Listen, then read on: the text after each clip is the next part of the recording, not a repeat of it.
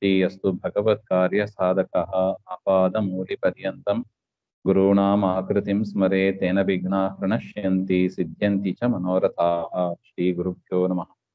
सृष्टिस्थित्यप्ययेह नियतिदुषितमो बन्धमोक्षाश्च यस्मादस्य श्रीब्रह्मरुद्रप्रभृतिसुरनरद्वीषशत्रुआत्मकस्य विष्णोर्व्यस्ता समस्ता सकलगुणनिधिः सर्वदोषव्यपेदः पूर्णानन्दाव्ययो यो गुरुरपि परमः चिन्तयेतं महान्तम् जन्माद्यस्य यतोऽन्वयादितरतश्चार्थेष्वभिज्ञस्वराट् तेने ब्रह्महृदाय आदिकवये मुह्यन्ति यं सूरयः तेजो वारिमृदां यथा विनिमयो यत्र त्रिसर्गो मृषा धाम्ना स्वेन सदा निरस्तकुहकं सत्यं परं धीमहि। नारायणं नमस्कृत्य नरं चैव नरोत्तमं देवीं सरस्वतीं व्यासं ततो ग्रन्थमुदीरये। कृष्णाय वासुदेवाय हरये परमात्मने प्रणतः क्लेशनाशाय गोविन्दाय नमो नमः। ಶ್ರೀಗುರುಭ್ಯೋ ನಮಃ. ಶ್ರೀಮದ್ಭಾಗವತ ಪ್ರಥಮಸ್ಕಂದ ಸಪ್ತಮೋಧ್ಯಾಯದಲ್ಲಿ 41ನೇ ಶ್ಲೋಕ. ಅಥೋಪೇತ್ಯ ಸ್ವಶಿಬಿರಂ ಗೋವಿಂದ ಪ್ರಿಯ ಸಾರಥಿ ನ್ಯವೇದಯತ್ತಂ ಪ್ರಿಯಾಯೈ ಶೋಚಂತ್ಯ ಆತ್ಮಜಾನ್ ಹತಾ. ಹಿಂದೆ ತಿಳಿಸಿದಂತೆ ಅಶ್ವತ್ಥಾಮಾಚಾರ್ಯರನ್ನ ಹಗ್ಗದಲ್ಲಿ ಬಂಧನ ಮಾಡಿ ಅರ್ಜುನ ಕರೆದುಕೊಂಡು ಬರ್ತಾ ಇದ್ದಾನೆ. ಕೃಷ್ಣ ಹೇಳ್ತಾನೆ, ಸಂಹಾರ ಮಾಡಬೇಕಾದವ ಇವ ಹಾಗೆ ಅಂತ. ಅರ್ಜುನ ಕರೆದುಕೊಂಡು ಬರ್ತಾ ಇದ್ದಾನೆ. ಅಲ್ಲಿ ತಮ್ಮ ಶಿಬಿರಕ್ಕೆ ಬರ್ತಾರೆ. ಆಗ ಪರಮಾತ್ಮ, ಅರ್ಜುನ, ಅಶ್ವತ್ಥಾಮರು ಮೂರು ಅಲ್ಲಿಗೆ ಬರ್ತಾರೆ. ಆಗ ಪ್ರಿಯಾಯೈ ಅಂದರೆ ತನ್ನ ಹೆಂಡತಿಯಾದ ದ್ರೌಪದಿ ದೇವಿ ಹತ್ರ ಅರ್ಜುನ ಅಶ್ವತ್ಥಾಮರನ್ನ ಕರೆದುಕೊಂಡು ಬರ್ತಾನೆ. ಅತಾಹೃತಂ ಪಶುವತ್ ಪಾಶಬದ್ಧಂ ಅವಾಂಗುಕಂ ಕರ್ಮ ಜುಗುಪ್ಸಿತೇನ ನಿರೀಕ್ಷ್ಯ ಕೃಷ್ಣಾಪಕೃತಂ ಗುರು ಸುತಂ ವಾಮಸ್ವಭಾವ ಕೃಪಯಾ ನನಾಮ. ಪಶುವತ್ ಪಾಶಬದ್ಧಂ, ಹೇಗೆ ಒಂದು ಪ್ರಾಣಿಯನ್ನ ಹಗ್ಗ ಹಾಕಿ ಎಳೆದುಕೊಂಡು ಬರ್ತಾರೆ, ಅದೇ ರೀತಿಯಾಗಿ ಅಶ್ವತ್ಥಾಮರನ್ನ ಅರ್ಜುನ ಎಳೆದುಕೊಂಡು ಬರ್ತಾ ಇದ್ದಾನೆ. ಅವಾಂಗ್ಮುಖಂ, ತಲೆ ಕೆಳಗೆ ಮಾಡಿ ಇದ್ದಾರನ್ ಅಶ್ವತ್ಥಾಮರು. ಯಾಕೆ? ಕರ್ಮ ಜುಗುಪ್ಸಿತೇನ, ನಿಂದಿತವಾದ ಕರ್ಮವನ್ನ ಮಾಡಿದ್ದಾರೆ. ಉಪಪಾಂಡವರನ್ನ ಸಂಹಾರ ಮಾಡಿ ನಿಂದಿತವಾದ ಕರ್ಮವನ್ನು ಮಾಡಿದ್ದಾರೆ. ಅದರಿಂದ ಅವರಿಗೆ ಗೊತ್ತಿದೆ. ಆದ್ರೂ ತಲೆ ತಗ್ಗಿಸಿಕೊಂಡು ಅರ್ಜುನ ದುರ್ಯೋಧನನಿಗೆ ಪ್ರೀತಿ ಮಾಡಬೇಕು ಅಂತ ಮಾಡಿದ ಕೆಲಸ ಇವೆಲ್ಲ. ನಿರೀಕ್ಷ್ಯ ಕೃಷ್ಣಾಪಕೃತಿಂ ಗುರೋಸುತಂ. ಅಶ್ವತ್ಥಾಮರು ಬರುವುದನ್ನು ನೋಡಿ ಗುರುಗಳ ಮಗ ಅಂತ ಹೇಳಿ ವಾಮಸ್ವಭಾವ ಶೋಭನವಾದ ಶೀಲೆ ಉಳ್ಳವರಾದ ದ್ರೌಪದಿ ದೇವಿ ಕೃಪೆಯ ನನಾಮ, ಕೃಪೆಯಿಂದ ಅಶ್ವತ್ಥಾಮರಿಗೆ ನಮಸ್ಕಾರ ಮಾಡಿದ್ದಾರೆ. ನೋಡಿ, ಎಂಥ ಒಂದು ಹೃದಯ ಇರಬೇಕು ನೋಡಿ ದ್ರೌಪದಿ ದೇವಿಗೆ. ಶುದ್ಧ ಮನಸ್ಸು ಅಂತ ಹೇಳೋದು ಇದಕ್ಕೆ. ವಾಮಸ್ವಭಾವ ಅಂದ್ರೆ ಬರೀತಾರೆ ಯಾದವಾರ್ಯರು, ಶೋಭನಶೀಲ ಹಾಗೆ ಅಂತ. ಒಳ್ಳೆಯ ಗುಣ, ಒಳ್ಳೆಯ ಮನಸ್ಸು, ನಿರ್ಮಲವಾದ ಮನಸ್ಸು. ಗುರುಗಳು ಅಂದ್ರೆ ಗುರುಗಳಲ್ಲಿ ಎಷ್ಟು ಆದರ ಹಿಂದಿನವರು ಇಟ್ಟಿದ್ರು ಅಂತ ನಾವು ನೋಡ್ಬೋದು. ಯದ್ಯಪಿ ಬಂದದ್ಯಾರು ಗುರುಗಳಲ್ಲ, ಗುರುಗಳಾದ ದ್ರೋಣಾಚಾರ್ಯರು ಯುದ್ಧದಲ್ಲಿ ಹತರಾಗಿದ್ದಾರೆ. ಗುರುವಿನ ಮಗ ಬಂದಿರೋದು. ಆ ಗುರುವಿನ ಮಗ ಮಾಡಿದ ಅಪರಾಧ ಏನು? ತನ್ನ ಮಕ್ಕಳನ್ನ ಸಂಹಾರ ಮಾಡಿದ್ದಾರೆ. ಆದರೂ ಕೂಡ ಆ ಒಂದು ಸ್ಥಾನಮಾನ ಅಂತ ಹೇಳ್ತಾರೆ ನೋಡಿ, ಗುರುವಿನ ಮಗ. ಯಾಕೆಂದ್ರೆ ಗುರುದ್ರೋಹ ಮಾಡಿದ್ರೆ ನಮಗೆ ಸದ್ಗತಿ ಆಗೋದಿಲ್ಲ. ಅದರಿಂದ ಗುರುಗಳ ದ್ರೋಹ ಮಾಡಬಾರ್ದು. ಅದರಿಂದ ಗುರುಪುತ್ರನಿಗೆ ಮಾಡಿದ ದ್ರೋಹ ಅದು ಗುರುದ್ರೋಹ ಅಂತ ಅನಿಸ್ಕೊಳ್ತದೆ. ಅದರಿಂದ ನನಾಮ, ದ್ರೌಪದಿ ದೇವಿ ನಮಸ್ಕಾರ ಮಾಡಿದರಂತೆ. ಉವಾಚ ಅಸಹನ್ಯಸ್ಯ ಬಂಧನಾ ನಯನಂ ಸತಿ ಮುಚ್ಚತಾಮೇಶ ಬ್ರಾಹ್ಮಣೋ ನಿತರಾಂ ಗುರುಹು. ದ್ರೌಪದಿ ದೇವಿ ಹೇಳಿದರಂತ, ಬಂಧನ ಮಾಡಿದ್ದನ್ನ ನೋಡಿ ಇವರನ್ನ ಬಿಡುಗಡೆ ಮಾಡಿ ಇವರು ಬ್ರಾಹ್ಮಣರು, ನಿತರಾಂ ಗುರುಹು, ಗುರುಸ್ಥಾನದಲ್ಲಿ ಇರತಕ್ಕವರು ಬ್ರಾಹ್ಮಣರು, ಇವ್ರನ್ನ ಹೀಗೆ ಬಂಧನದಲ್ಲಿ ಇಡಬಾರದು, ಧರ್ಮ ಅಲ್ಲ ಅದು, ಹಾಗೆ ಅಂತ ಇವ್ರನ್ನ ಬಿಡಿಸ್ರಿ ಹಾಗೆ.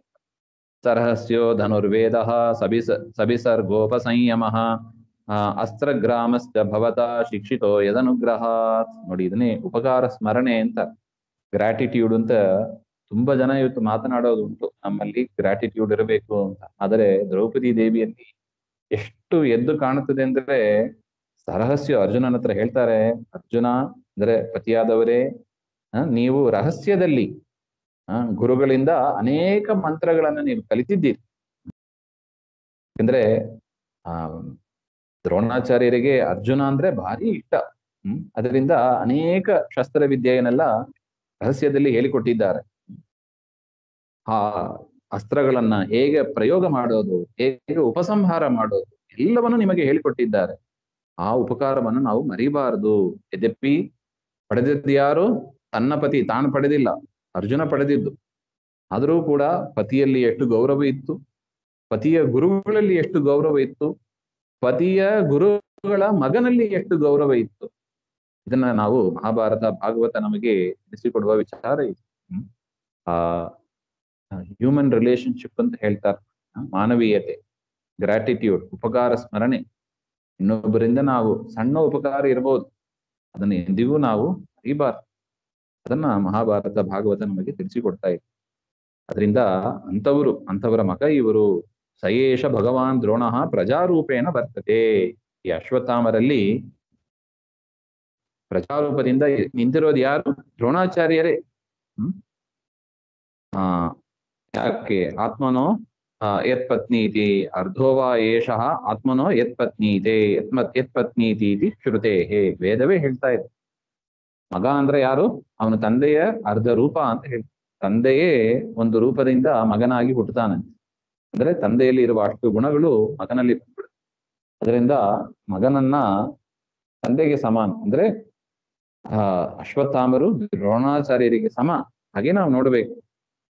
ಅದರಿಂದ ಇವನನ್ನ ತಸ್ಯಾತ್ಮನೋ ಅರ್ಧಂ ಪತ್ನ್ಯಾಸ್ತೆ ನಾನ್ವಗಾದ್ ವೀರಸು ಕೃಪಿ.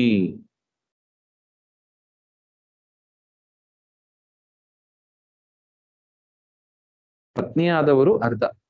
ಪತಿಯ ಅರ್ಧ ಅಂದ್ರೆ ಅರ್ಧಾಂಗ ಅಂದ್ರೆ ಹೆಂಡತಿ ಅಂತ ಹೇಳ್ತಾರೆ. ಅರ್ಧೋವಾ ಏಷ ಆತ್ಮನೋ ಯತ್ ಪತ್ನೀತಿ. ಅದರಿಂದ ನಾನು ಭರ್ತರಿ ಮೃತೆ ಸತಿ ಸಾ ಕಥಂ ತಿಷ್ಠತಿ ಇತಿ ಉಕ್ತಂ ನಾನ್ವಗಾತ್ ಪತಿಮಿತಿ ಶೇಷಃ ಯಥೋ ವೀರಸೂಹು ಪುತ್ರವತಿ. ಅಲ್ಲ, ದ್ರೋಣಾಚಾರ್ಯರ ಸತ್ತ ಮೇಲೆ ಅವ್ರು ಹೇಗಿದ್ದಾರೆ ಹಾಗಂತೆ ಅಶ್ವತ್ಥಾಮರಿಗಾಗಿ ಅವರು ಬದುಕೊಂಡಿದ್ದಾರೆ, ಮಗನ ರಕ್ಷಣೆ ಆಗಬೇಕು ಹಾಗೆ ಅಂತ. ಅವರು ಇಲ್ಲಂದ್ರೆ ಅವ್ರು ಆಗ್ಲೇ ಪ್ರಾಣತ್ಯಾಗ ಮಾಡಿಬಿಡೋ ಅಂತ ಸ್ತ್ರೀ ಅವರು.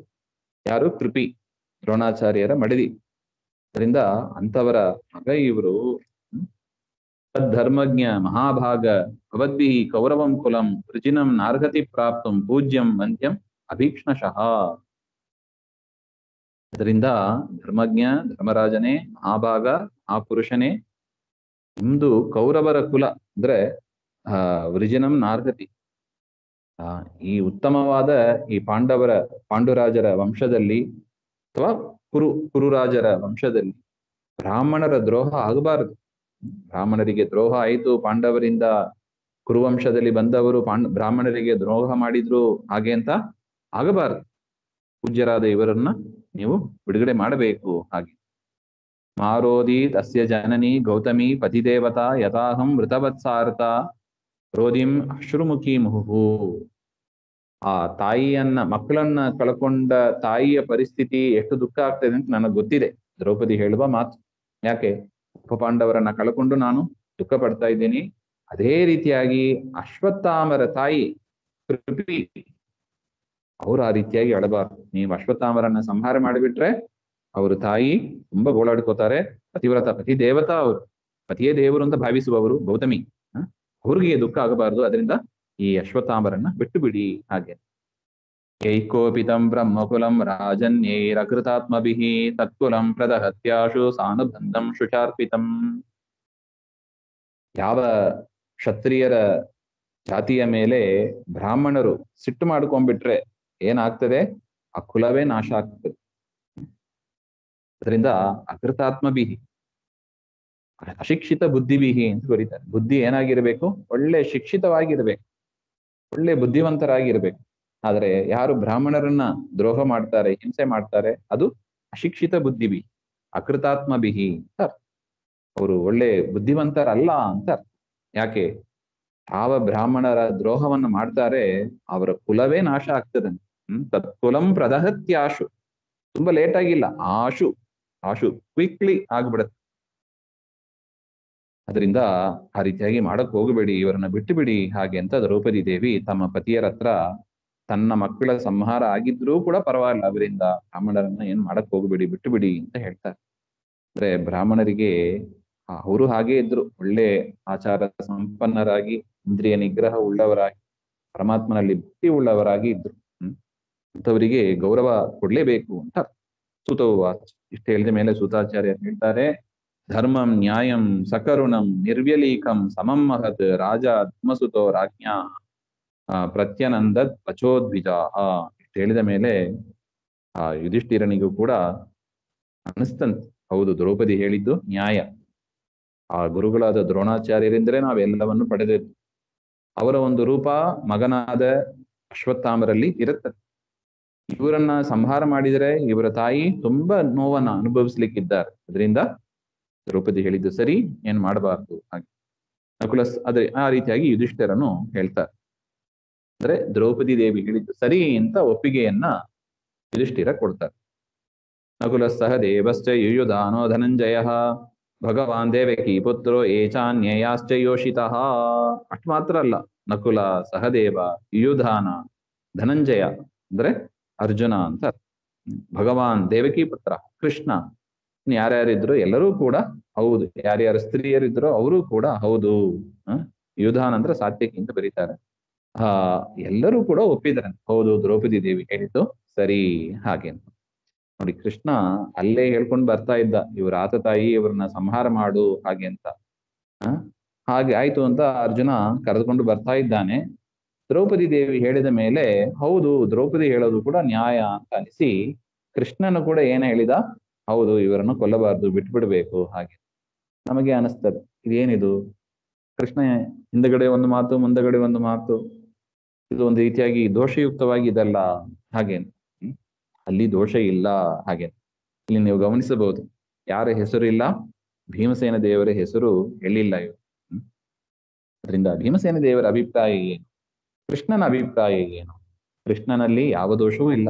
ಕೃಷ್ಣ ಆಗ ಹೇಳಿದ್ದೂ ಸರಿ, ಅರ್ಜುನನ ಹತ್ರ ಹೇಳಿದ್ದೂ ಸರಿ, ಈಗ ಎಲ್ಲರ ಮುಂದೆ ಹೇಳಿದ್ದೂ ಸರಿ. ಅಲ್ಲ, ಎರಡು ಹೇಗೆ ಸರಿ ಆಗ್ತದೆ? ಕೊಲ್ಲಬೇಕು ಕೊಲ್ಲಬಾರ್ದು, ಯಾವ್ದೋ ಒಂದು ಸರಿ ಅಂತ ಹೇಳ್ಬೋದು. ಎರಡೂ ಸರಿ ಅಂತ ಹೇಳಿದ್ರೆ ಏನ್ ಮಾಡೋದು? ಯಾವ್ದನ್ನ ಹೇಗೆ ಹೇಗೆ ಶಿಕ್ಷೆ ಕೊಡಬೇಕು ಒಂದು ರಾಜನಾದ? ಇದನ್ನ ಧರ್ಮ ಸಂಕಟ ಅಂತ. ಆ ಕಡೆನೂ ಹೋಗ್ಲಿಕ್ಕಿಲ್ಲ, ಈ ಕಡೆನೂ ಹೋಗ್ಲಿಕ್ಕಿಲ್ಲ. ರಾಜನಾದವ, ಕ್ಷತ್ರಿಯನಾದವ ಒಂದು ಜಡ್ಜ್ಮೆಂಟ್ ಕೊಡಬೇಕು ಅಂದ್ರೆ ಹೇಗೆ ಆಲೋಚನೆ ಮಾಡಿ ಕೊಡಬೇಕಾಗಿದ್ದು ನೋಡಿ. ಜವಾಬ್ದಾರಿ ಇದೆ ಅವರು, ಮನಸ್ಸು ಬಂದಂತೆ ಮಾಡ್ಲಿಕ್ಕೆ ಇಲ್ಲ ಅವರು. ಅದರಿಂದ ಅದನ್ನ ಏನ್ ಮಾಡ್ತಾರೆ ಅವರು, ಕೃಷ್ಣನ ಅಭಿಪ್ರಾಯ ಏನು, ಭೀಮಸೇನ ದೇವರ ಅಭಿಪ್ರಾಯ ಏನು, ಅದನ್ನೆಲ್ಲ ಮುಂದೆ ಹೇಳ್ತಾರೆ. ಮತ್ತೆ ನೋಡ. ಶ್ರೀಮಧ್ವಾಂತರ್ಗತ ಶ್ರೀಕೃಷ್ಣ ಅರ್ಪಣಮಸ್ತು. ಶ್ರೀಹರೇ ನಮಃ.